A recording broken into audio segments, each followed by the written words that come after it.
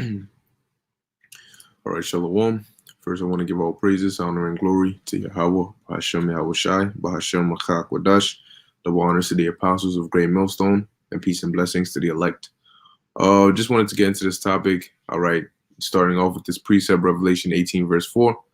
All right, it says here, and I heard another voice from heaven saying, come out of her, my people, that ye be not partakers of her sins, and that ye receive not of her plagues.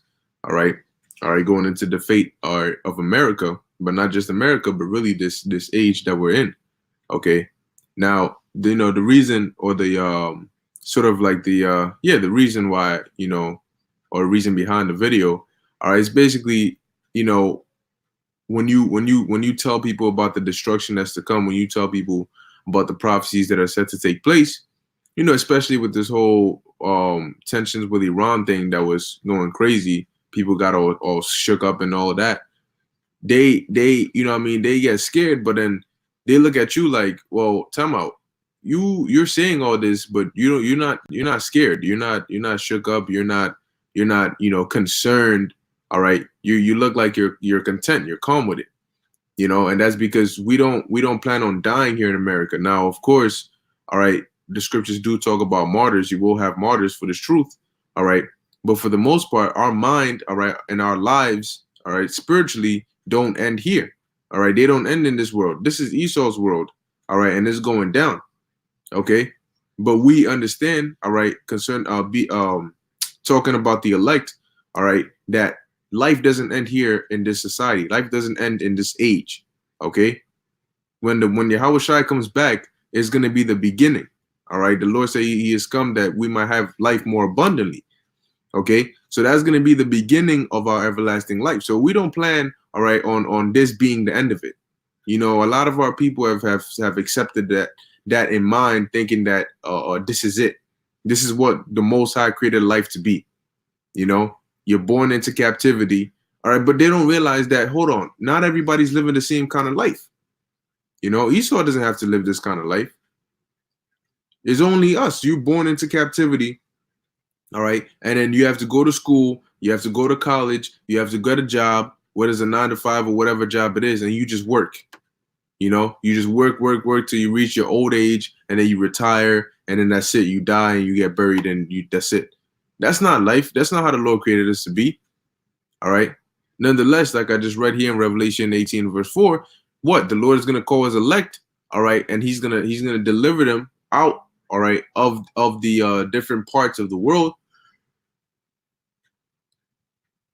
Salaki, but primarily, all right, in Babylon. Okay. Primarily in America. All right. A lot of people are going to get what? The elect are going to get beamed up. All right. Come out of her, because why? Like her plagues going into what? Let me get that real quick. Salaki, let me see if I could just. All right.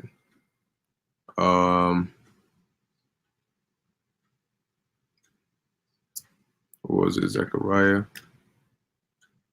This shall be. I believe it's in Zechariah. Yep. It's Zechariah 14 and 12. So we're going to go into one of those plagues. All right. Really the ultimate plague. All right. This is Zechariah 14 verse 12. So it tells you in Revelation here, what? Come out of her, my people. All right. Talking about the elect, that ye be not partakers of her sins, and that ye receive not of her plagues. So let's go into the plague. Zechariah 14 verse 12. This shall be the plague wherewith the Lord will smite all the people that have fought against Jerusalem. Their flesh shall consume away while they stand upon their feet, and their eyes shall consume away in their holes, and their tongue shall consume away in their mouth. And what's going to cause? Yep, that's right, brother Terminator 2. They show that scene where the heat wave, all right, basically came and melted. Well, the chick, I forgot her name, but it melted her, all right, while she was holding that fence. Okay, that's what's gonna happen, man, and that's one of those plagues. But the elect are gonna get delivered from that. See, so people think that, oh, if America goes to war with Iran, or if World War III pops off, or if there's a nuclear war or whatever, All right, that's just going to be the end of everybody, the end of the world. That's it. No. Okay, there is going to be a world or an age after this one, and that's going to be an everlasting age. That's where our mind is. That's where our ambition, that's where our spirit is at. Okay, so no, our lives don't end here with this kingdom. All right, we have way more to come. How the hell we gonna end life without even getting to live it? Nah, I'm not content with that. I don't want to wake up and do a 9 to 5 and die and that's it. No, hell no. That's not life. Why I got to be a slave when Esau is out here ruling? That no, so the time got to come where he gets to be a slave and we get to rule. We get to be in the authority seat for once. You know? Speaking in this lifetime, of course. All right, moving on. This is Matthew chapter 16 verse 28. Verily, verily I say unto you, there be some standing here which shall not taste of death till they have seen the Son of Man coming in his kingdom. All right. Now, the Lord told us, all right, over what, 2,000 years ago, which is why you have to have the understanding of the scriptures. The Most High has to open up your mind to these scriptures, or else you're not going to understand what this means. All right. Because here it says what? The Lord told them that there be some of you standing here which shall not taste of death till they see the Son of Man coming in his kingdom. But Yahushua hasn't returned yet. However, those men that he said that to, they died. You know, ain't none of them live.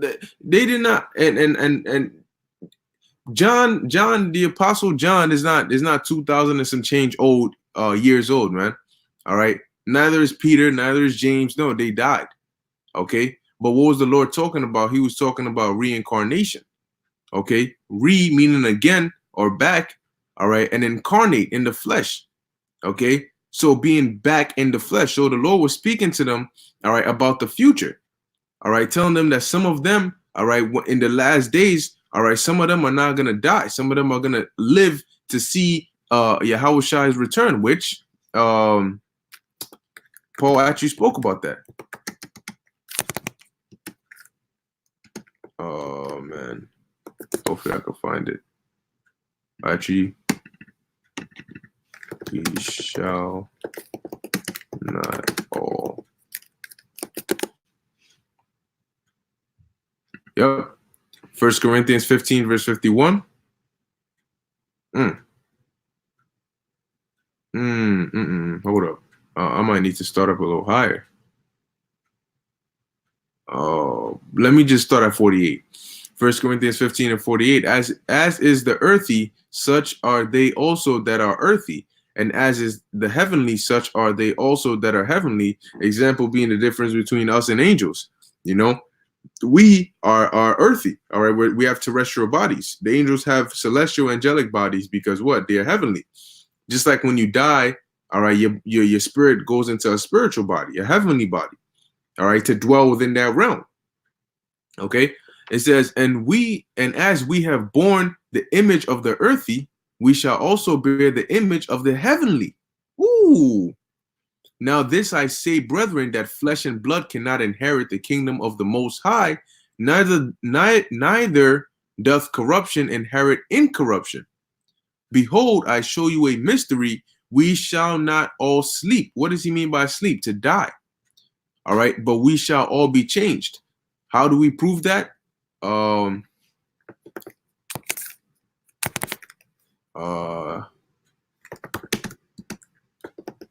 me see, sleep.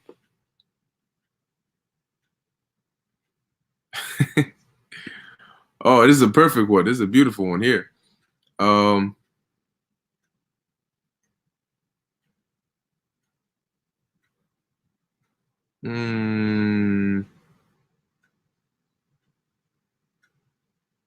right. Matter of fact, let me start at verse. I'll start at verse 1. All right. It says here, now a certain man. Now we're understanding because Paul said what?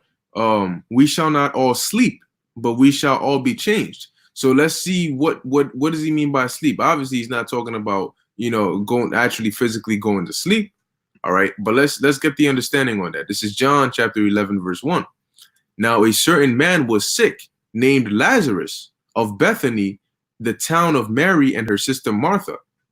It was that Mary which anointed the Lord with ointment and wiped his feet with her hair, whose brother Lazarus was sick. So it's letting you know that the one that Judas Iscariot is basically tight at, basically try to curse her out for washing or cleaning Yahushua's feet with that precious oil or perfume or that precious ointment with her hair. It says, therefore his sisters sent unto him, saying, Lord, behold, he whom thou lovest is sick. Talking about Lazarus. Lazarus. When Yahushua heard that, he said, this sickness is not unto death, but for the glory of the Most High, that the Son of Man, or Slakia, that the Son of God might be glorified thereby. So he's saying, just like the sick man, all right, what was it, the blind man or so, or the lame man, one of them, who he was lame from birth, but it wasn't because of any sins his parents committed or him, but so that at that very moment when he met Yahushua could heal him, all right, and in turn bring glory to Yahweh Ba'ashem Yahushua. So certain people are put in certain positions not because of them, but to the glory of the Lord.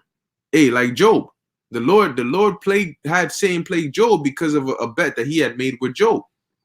Okay, so it says, now Yahushua loved Martha and her sister and Lazarus. When he had heard therefore that he was sick, he abode 2 days still in the same place where he was. Then after that saith he to his disciples, let us go into Judea again. His disciples say unto him, Master, the Jews of late sought to stone thee, and goest thou thither again? And I mean, you can't blame them. At the end of the day, that's Jake, But Yahushua already understood why he was saying that they should go back into Judea. Yahushua answered, are there not 12 hours in the day? If any man walk in the day, he stumbleth not, because he seeth the light of this world. But if man walk in the night, he stumbleth, because there is no light in him. These things said he, and after that he saith unto them, our friend Lazarus sleepeth. Oh, our friend Lazarus, what? Sleepeth. But I go that I may awake him out of sleep. Now, you telling me that if this was talking about physical, regular sleeping, you telling me Lazarus was sleeping that deep that it took Yahushua to go there to wake him up? His sisters couldn't wake him up? What kind of dreams must he have been having? But obviously the sleep is not talking about it's not talking about physical sleep, taking a nap, but death. And his disciples, guess what? They're gonna get carnal because they thought he was talking about regular sleep. So it says here, then said his disciples, Lord, if he sleep, he shall do if he sleep, he shall do well. So so they're thinking, well, you said the man is sick. So if you're sick, one of the best medicines is rest. So if he sleep, he say he's asleep. If he sleeps, he's gonna be fine. But because it went over their head. Verse 13, howbeit Yahushua spake of his death. So why did Yahushua say he sleepeth? But yet he was speaking about his what? His death. So when he told his disciples Lazarus sleepeth, he was saying that what? Lazarus is dead. Okay. But they thought that he had spoken of taking of rest in sleep. See? So I'm gonna finish here. All right, but when Paul said what? We shall not all sleep, but we shall all be changed. Paul was referring on to what? Death. Saying we're not all gonna die, okay, but we will all be changed. Because when Yahushua, which I'm gonna go into that word changed, but when Yahushua comes, we're gonna get new bodies, man. Okay, we're gonna be changed. All right, we're gonna be like him, as it tells you in the book of John. We don't know what we're gonna be like, but when he appears, we're gonna be like him. All right. So back in John 11 and 13, howbeit Yahushua spoke of his death, but they thought that he had spoken of taking of rest and sleep. Then saith Yahushua unto them plainly, Lazarus is dead. All right. And then, he goes there, and then through the spirit and power of his father, or our father, Yahweh, all right, Yahushua brought Lazarus back to life. Okay. But now we got the understanding that what? When Paul said we shall not all sleep, but we shall all be changed, he's referring on to what? Death. You're going to have martyrs, but not all of us are going to die. Like Yahushua said here in Matthew 16 and 28. there shall be some standing here which shall not taste of death. Okay. So there's some of us that are going to physically witness Yahushua return with the chariots. Okay. Which this world calls so-called UFOs. All right. But those are really the chariots of or the vehicles, all right, of the angels and of the Lord. Okay. And this is why the scriptures tell you have to read it precept upon precept, here a little, there a little. Because if you don't go into these precepts, you're not going to get the understanding, all right, of words of the scriptures. Now, I said I was going to go into this word changed, all right, so we can see what it is. What's that? The Greek alasso. Okay. Strong's G 236. Alasso. Alasso. Alasso, changed. It says here to change, to exchange one thing for another, to transform, to make different, to change. Okay, so that's what's gonna happen, man. When the Lord comes back, all right, not all of us are gonna be dead, but we're all gonna be changed. All right, that's why Paul was talking about the incorruptible, all right, and the corruptible. Okay, the Lord is gonna change our bodies and give us immortal bodies. All right, and He's gonna renew our minds, change our minds, and make us perfect, going into that new covenant that the Lord said He was gonna have with us, where we're never gonna sin anymore. Why? Because He's gonna program us and write it in our minds. All right, never to go off. Okay, you're not gonna forget that it's the Sabbath. You know, none of that, man. We're gonna be made perfect, and for that to happen, we need to be changed and freed from these chains and these shackles of darkness, which is these fleshly bodies. All right. In a moment, in the twinkling of an eye, at the last trump, for the trumpet shall sound, and the dead shall be raised incorruptible, and we shall be changed. For this corruptible must put on incorruption. So, like we read, all right, the definition was what? To transform, okay, to exchange one thing for another. So the Lord is going to exchange this corruptible body for an incorruptible body. All right. And this mortal must put on immortality. Okay. How is that going to happen? By what? Our bodies being changed. So when this corruptible shall have put on incorruption, and this mortal shall have put on immortality, then shall be brought to pass the saying that is written, death is swallowed up in victory. All right. So going into it, at the point where most people's story is gonna so-called end in this life, ours is not. We're gonna just carry on into the next world. All right, and the scriptures say that the dead in Yahushua shall rise first. Okay, so us who know this truth, the Lord willing of the elect, we're not gonna die. We're just gonna go right from this age into the next. Okay. So now let me get this here real quick. I had this last because it's pretty lengthy. All right, this is Wisdom of Solomon, chapter 5, verse 1. It says, "Then shall the righteous man stand in great boldness before the face." So yeah, basically, like I was saying, all right, real quick, the thought just came to me. That's why we don't fear. That's why we don't plan on dying. That's why our lives don't end with this age or with this world, because this world passeth away. All right. But the Lord said His word does not pass away, and His word is what is within us. Therefore, we don't pass away. Okay. So the people who are in this world will die with this world. But being that we are not in this world, but of the world to come, we are going to survive through this into the next world. All right. So it's just going to be a next chapter for us, man. It's not going to be a whole new book, but it's just going to be a continuation of one that has already been started. All right. It says, "Then shall the righteous man stand in great boldness before the face of such as have afflicted him and made no account of his labors." Because people don't see what we're doing as honorable. All right, they don't see what we're doing as a great work. Okay, but in that time, when the Lord approves, all right, and certifies, all right, and makes the things that we've been saying come to pass, then we can stand in great boldness before them, because then everybody's going to see it. It says, "When they see it, they shall be troubled with terrible fear, and shall be amazed at the strangeness of His salvation, so far beyond all that they looked for." And that's why they look at us like we have 5 heads when we speak about the destruction so calmly.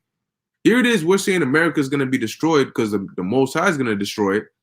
But they're looking at us like, but don't you live in America or wherever else you live? Okay, this world is going to be over, but you live in here, you know, because us being saved, us being delivered before the nuclear missiles melt this place is so far beyond all that they looked for. They don't consider that the Lord is going to send so-called UFOs to come deliver his elect. So that's not a possibility in their minds. But for us, we see it. So for us, we don't plan on being made one with this desert, Lord willing. Okay? And they repenting and groaning for anguish of spirit shall say within themselves, this was he whom we had sometimes in derision and a proverb of reproach. So they're going to be like, oh, shoot.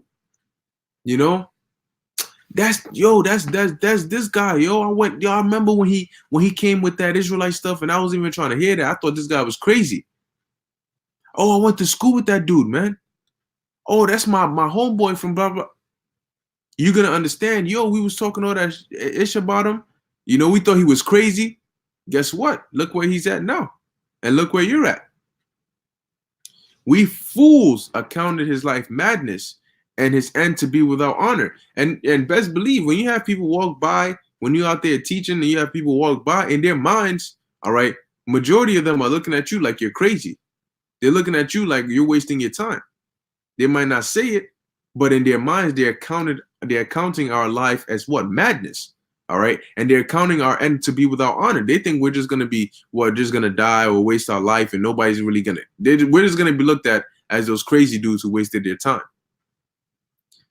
It says, how is he numbered among the children of God, and his lot is among the saints? Because in their minds, they don't see us as men of the Lord. They see us as a bunch of dudes who are just on the corners. You know, when they think of holiness, they think of Catholic Church. They think of bald-headed pastors in a church. All right, but they don't think of prophets. All right, like as us. So they can't see how we're numbered among the children of God. They can't see how we are dear to the Lord. And that's because they have a misconception of the Most High. You know, therefore, if you don't understand or know the Lord, how are you going to know who his men are or who he likes, who he favors? All right. Therefore, have we erred from the way of truth, and the light of righteousness hath not shined unto us, and the Son of righteousness rose not upon us. So then everybody's going to know what the truth is, because it's going to be made manifest. All right, it's not going to be an argument or a debate. Oh, is it Islam, or is it Buddhism, or is it Christianity, or is it this? No. All those in those different beliefs are going to count themselves fools. All right, and they're going to say, "Oh, we were off. We were going way off." You know, because that's the truth. Clearly, we're not there. Okay. It says, "We wearied ourselves in the way of wickedness and destruction. Yea, we have gone through deserts where there lay no way, but as for the way of the Lord, we have not known it." All right, meaning that this is the last thing they want to do. They'd rather do things that they didn't even plan. All right, they do things that are way out there before they come in and follow the way of the Lord. Okay, so they wearied themselves in the way of wickedness and destruction. They wasted their time. All right, they all their energy. All right, and their time and the youth that they had, they use it on what? On wickedness, man. On things that are only going to lead to their destruction. Not the scriptures say righteousness delivereth from death. All right, and if you're not in this truth and you're not doing the will of Yahweh, Bahashem Yahushua, you're not being righteous. It doesn't matter how many gifts you give or how kind you so-called call yourself. Okay, it says, but as for the way of the Lord, we have not known it. And they're going to come to that realization. It says, what hath pride profited us? Or what good hath riches with our vaunting brought us? All right, let's look at the word vaunting.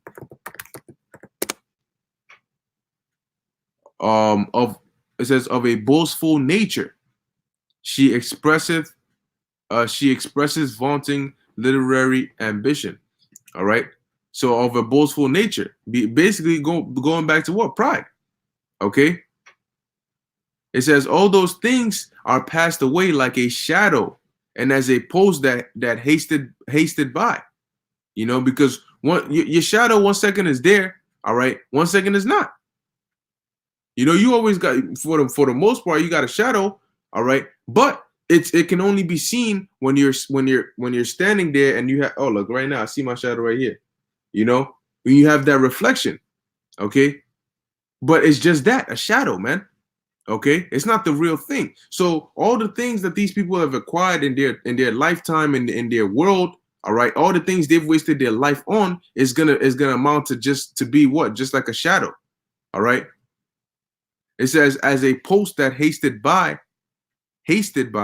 as a ship that passeth over the waves of water, which when it is gone by, the trace thereof cannot be found, neither the pathway of the Nile in the waves. See, because when a ship is going, as it's going through the ocean, it's cutting the water.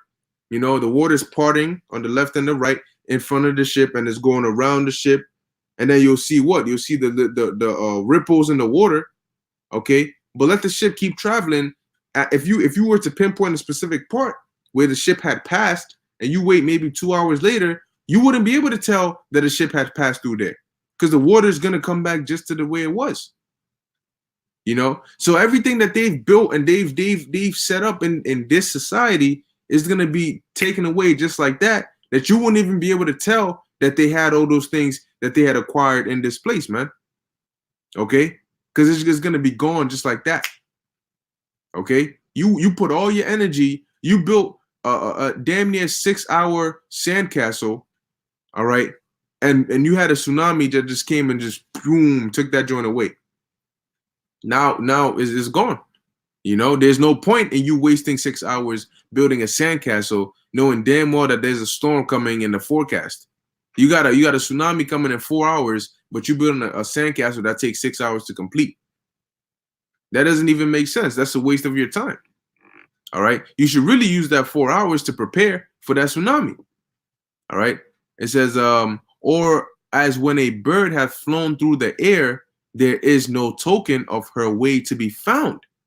You can't, if you see birds flying in the air, you can't track the bird's traces in the air. Like if somebody was to walk in mud and you see their footprints, yeah, you can't do that in the air. You can't say, oh, well, the bird passed here, so if I go back and look here, I could see, at what angle it passed. No. Okay. So all the things you're acquiring in this society, once it's gone, you're not going to be able to come back and trace that. The Lord says he's going to make this place a desert. All right. It says, ain't going to be no monuments for it, man. We're going to be the ones to tell the stories of how wicked this place was. The Lord has his angels taking record of all these different things. But for this place to be like you have places like the East, all right, where you have certain monuments and certain statues and certain symbols that are still there till now that the Lord has preserved. America's just gonna be that desert, man. Okay, it says but the light air being beaten with the stroke of her wings and parted with the violent noise and motion of them is passed through, and therein afterwards no sign where she went is to be found. Or like as when an arrow is shot at a mark, it parteth the air, which immediately cometh together again, so that a man cannot know where it went through. Yeah, you can't use a GPS to track the path of an arrow and which way it took. When you have like a football, and then you throw a football, see the way the football is designed to cut through air. That's why you have the seams. Okay, the same thing with a baseball. Okay, it's designed to cut through the air as it travels, but like the scriptures say, the air comes right back together, man. So you can't tell. Okay, it says, even so we in like manner, as soon as we were born, began to draw to our end and had no sign of virtue to show, but were consumed in our own wickedness. All right. I'll probably finish at verse 16. It says, for the hope of the ungodly is like dust that is blown away with the wind. So it's worthless.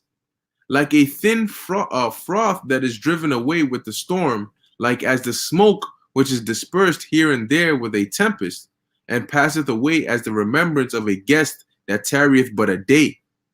But the righteous live forevermore. Their reward also is with the Lord, and the care of them is with the Most High. See? So what we're doing now is going to last forever. That's why we sacrifice the things in this world, because that's temporary. It's going to be done away with just like that. Okay? But what we're doing now, this ministry, this work, this truth is going to last forever. It's going to gain you an immortal name. Okay? Yeah, that's a good topic, immortal name. Verse 16, therefore shall they receive a glorious kingdom and a beautiful crown from the Lord's hand. That's in Second Ezra. Was that the second chapter? All right, where Ezra saw the Lord putting crowns upon the elect's head. All right, it says, for with his right hand shall he cover them, and with his arm shall he protect them. Okay, so yeah, like I said, I'm going to stop it right here. All right, but yeah, man, just going into that, this is why we have that mindset, all right, to be able to tell, okay, that look, we know being spiritually, our ambition is out of this world. You know, people ask you what you want to be. Where do you see yourself in 10 years? Not here. All right. You know, in your mind, you like, I'm trying to be low willing part of the elect. I'm trying to be living in the kingdom. I'm not trying to be here, but obviously they're not going to understand. The scriptures tell you, all right, don't cast your pearls to swine. So you're not going to sit there and, well, let me sit you down real quick. So the scriptures, when you go into it, the Lord said we kings. So we're going to have a kingdom that's coming. And that's really where I see myself. But America first has to be destroyed. Let me get Malachi 4. You ain't going to sit somebody down and tell them that, because not everybody's going to get it. Here it is. Your managers, you know, you at work and your manager's asking you, hey, so where do you see yourself in 10 years? He's probably trying to hear, oh, well, I'm trying to work my way up, probably also become a manager like you or something. He ain't trying to hear you sit down and go into Malachi 4th chapter and Ezekiel 37 and 38 and all that, talking about, you know, World War III and Jake rising up. They're not going to get it. You know what I'm saying? They're going to look at you like, all right, man, you can get your stuff and you fired or something like that. You know, then they're going to look at you as weird. Okay? So, hey, moving in this world, man, we know that we're in the year of prophecy, as the Lord said, all right? I mean, well, yeah, really, the Lord said it through the Apostle Tahar, coining this year, the year of prophecy, and Lord's will, all the prophecies come to pass. All right, but hey, we have to be patient, all right, and endure and watch, all right, for what the Lord has set for us, man. Okay, but yeah, just keeping in mind, man. Look, know who to talk to and who not to talk to, all right, and know how to move, man.